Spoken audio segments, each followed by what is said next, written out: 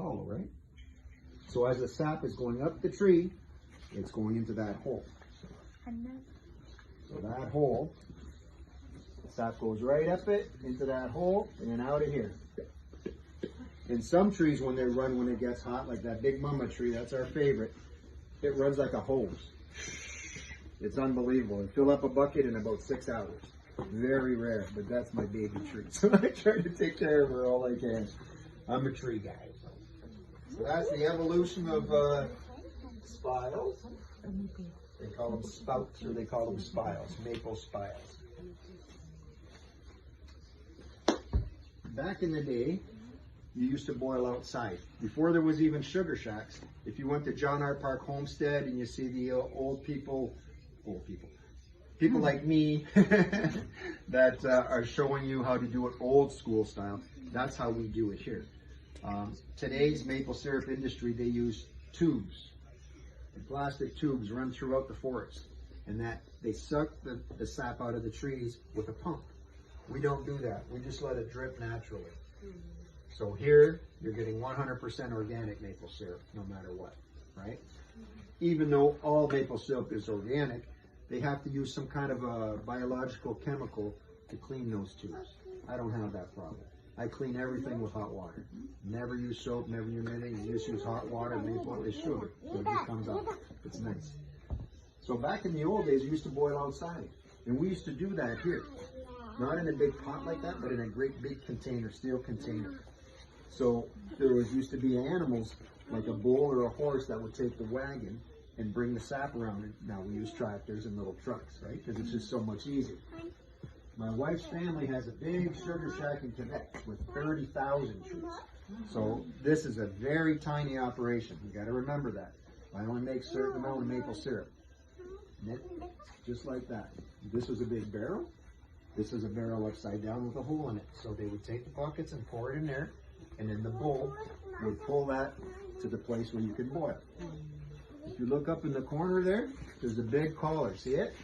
And that was on my wife's family farm on the last bull that pulled a sled like this. And that one on the left with the ring in it at the very top, that's for a horse. And that was my uncle's farm, and they pulled one of these for the horse. And then it went to tractors.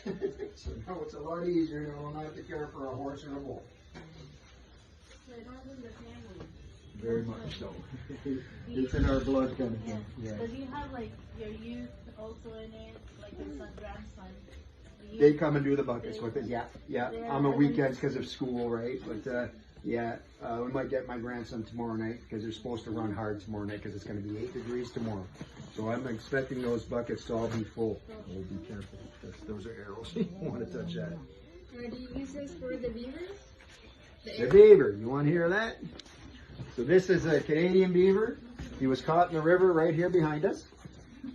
Him and his brother ate 75 trees in 1 week. 75 trees. This is 30-year-old tree. This is a black walnut. You can see his teeth mark here. This is an actual tree that he was eating, and I brought it to the taxidermist. These are fake teeth because they got to take everything out of them to make them last. So this is his real teeth right here. We put it there for you to see. A beaver, when they eat a tree, their teeth would grow forever if they don't chew trees. Yeah. And their teeth grow like this, like this, like this, and they come around, they go actually in their head and kill them. It's a very weird animal, these things. So that's why they eat trees. So if you have trees, it's a bad thing to have around. It's just a big rat. This, his mom and dad, was twice the size of that. Great, great big things. This is about 45 pounds. His mom and dad were over 100 pounds. At 2 years old, they kicked the beavers out of the nest. So these guys were lost. They were just running around in the river with nowhere to go. So they come onto my property and they started eating everything. So I let them go when they did certain kind of trees, but they got into these, and black walnut is a very expensive lumber tree. It's 30 years old. It takes 30 years to grow this. So I was very upset.